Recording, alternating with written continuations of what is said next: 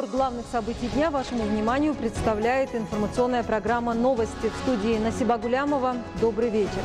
Буквально только что сообщили, что сегодня основатель мира и национального единства, лидер нации, президент Республики Таджикистан, уважаемый Эмомали Рахмон, после завершения работы и рабочего визита и участия в качестве почетного гостя в заседании Высшего Евразийского экономического совета Евразийского экономического союза, состоявшегося в городе Нур-Султан, Республики Казахстан, вернулся на родину. В международном аэропорту города Душанбе президента Республики Таджикистан, лидера нации, уважаемого Эмомали Рахмона, встречали председатель Маджлиси Милли Маджлиси Оли Республики Таджикистан, председатель Маджлиси Намояндагон Маджлиси Оли Республики Таджикистан, первый заместитель руководителя исполнительного аппарата главы государства, другие официальные лица. Напомню, именно сегодня в городе Нур-Султан, Республики Казахстан, основатель мира и национального единства, лидер нации, президент Республики Таджикистан, уважаемый Эмомали Рахмон, в качестве почетного гостя принял участие и выступил на заседании Высшего Евразийского экономического совета Евразийского экономического союза. 29 мая в городе Нур-Султан, Республика Казахстан, основатель мира и национального единства, лидер нации, президент Республики Таджикистан, уважаемый Эмомали Рахмон, в качестве почетного гостя принял участие и выступил на заседании Высшего Евразийского экономического совета Евразийского экономического союза. В работе заседания приняли участие главы государств, членов Содружества Армении, Беларуси, Казахстана, Кыргызстана, России, а также Молдовы как государства-наблюдателя и Таджикистана как почетного гостя. В ходе своего выступления уважаемый Эмомали Рахмон прежде всего выразил благодарность казахской стороне за теплый и искренний прием. Было подчеркнуто, что Республику Таджикистан и страны Содружества объединяют прочные отношения дружбы, сотрудничества на двусторонней основе и в рамках СНГ и ОДКБ. Свидетельством этому является успешное развитие торгово-экономических отношений стран.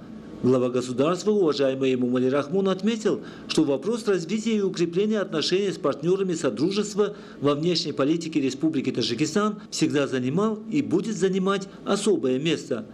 В этом контексте мы придаем большое значение расширению эффективного сотрудничества с государствами СНГ по всем направлениям, в том числе в сфере безопасности, подчеркнул президент страны Эмомали Рахмон. В ходе выступления президент Республики Таджикистан, уважаемый Эмомали Рахмон, отметил, что наши страны являются реальными союзниками в рамках интеграции в борьбе с угрозами безопасности, такими как терроризм, экстремизм, организованные транснациональные преступления вместе с незаконным оборотом наркотиков. В завершении глава государства, уважаемый Эмомали Рахмон, с уверенностью заявил, что с нахождением хороших путей обеспечения социально-экономического развития стран мы можем добиться успехов при творении грандиозных задач. Мы продолжаем наш выпуск. Ношение традиционных нарядов в Таджикистане весьма распространено. Именно на сегодняшний день в республике национальная одежда из атласа и адраса стала пользоваться особой популярностью. Расширяется ассортимент этих тканей, улучшается качество и другие факторы, способствующие конкурентоспособности таджикской материи на международном рынке. В республике Таджикистан стартовал конкурс «Атлас и адрас». С целью возрождения таджикских ремесел и развития домашнего труда женщин, ручного производства тканей атласа и адраса, а также с целью поддержки и повышения роли женщин в обществе, в городе Истаравшан состоялся городской конкурс атласа и адраса. Дизайнеры продемонстрировали изделия собственного сочинения из атласа и адраса для взрослых и детей.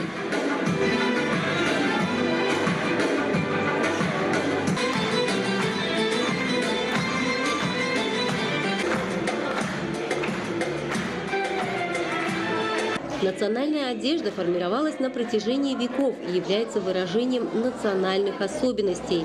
Наиболее подходящий национальный костюм – это не просто одежда, а выражение чести и достоинства, культуры и нравственного идеала народа. На протяжении веков одежда стала идеально приспособленной к образу жизни народа, учитывая род занятий и климатические особенности. В ней наиболее полно отражается национальный характер и национальное самосознание народа. Конкурс проходил в веселой и непринужденной форме. Лучшие работы были номинированы для участия в областном конкурсе, а потом и в республиканском. Ведь атлас и адрас ткется на основе натурального шелка и хлопка, не вызывает аллергических реакций и подчеркивает неповторимую красоту таджикских женщин. Отметим, что данный конкурс дает толчок для еще большего развития предпринимательства и ремесленничества среди женщин.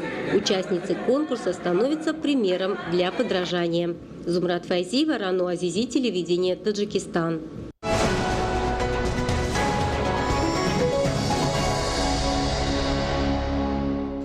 Миссия современного образования – подготовка кадров, востребованных в условиях рыночной экономики. Развитие предпринимательских навыков со школьного возраста дает возможность молодежи быстрее и легче находить собственную нишу в жизни.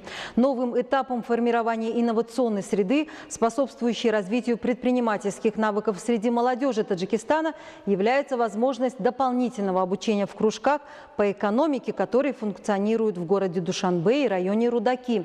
В финале конкурса бизнес-планов ребята подготовили проекты, которые были удостоены пристального внимания специалистов. Победители конкурса получили ценные призы. Сегодня в Центре для одаренных детей при среднем общеобразовательном учреждении номер 28 города Душанбе стартовал конкурс на выявление кандидатов для получения президентской стипендии. В этом конкурсе принимают участие более 80 учащихся. По поручению главы государства ежегодно в стране проводится конкурс среди учеников средних общеобразовательных учреждений и лицеев для определения лучших учащихся на президентскую стипендию.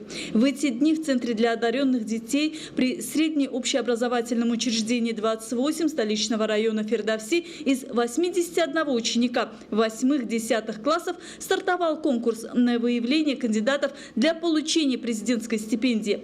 Из всего количества претендентов будет произведен отбор 11 школьников, показавших самые высокие результаты. Конкурс по отбору президентских стипендиантов проводится в целях социальной поддержки, выявления успевающих в учебе учащихся и направлен прежде всего на повышение образовательного уровня школьников старших классов. Целью проведения подобных конкурсов, по мнению специалистов, является стимулирование подрастающего поколения для повышения уровня знаний. Очень рада и горжусь тем, что участвую в конкурсе на президентскую стипендию. И хочу поблагодарить нашего уважаемого президента, лидера нации, уважаемого Эмомали Рахмона, за то, что он предоставляет молодым учащимся, а также подросткам такие возможности получения стипендии и участвования в таких конкурсах международных. И я обещаю, что буду учиться на отлично и в дальнейшем буду служить своей стране. Если я получу стипендию, я хочу потратить ее на свое дальнейшее образование, именно изучение языков, остальных таких как испанский, итальянский, французский и так далее. Сейчас я знаю 5 языков, а именно русский, таджикский, немецкий, турецкий и английский в основном. А в дальнейшем я хочу изучать не более 5 языков и иметь словарный запас именно 10 языков и более. Президентская стипендия – это обретение современных знаний, что является основой широкого мировоззрения и повышения интеллекта учащихся. Нигора Рахимова, Рану Азизи, телевидение Таджикистан.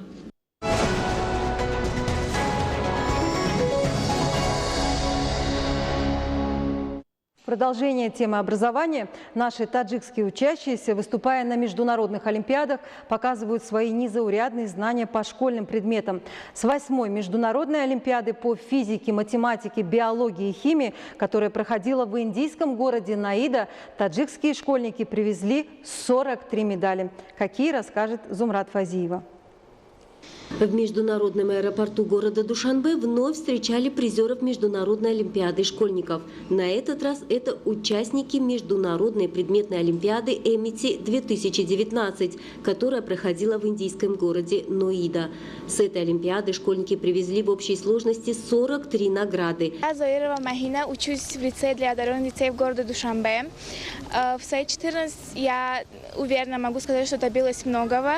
Впервые я поехала в Индию, в Дели, на Международную олимпиаду и получила 2-е место. Меня зовут Пулатова Муниса, я учусь в лицее для одаренных детей города Душанбе. Мне посчастливилось поучаствовать в этой олимпиаде впервые, и я очень рада, что получила 1-е место по биологии.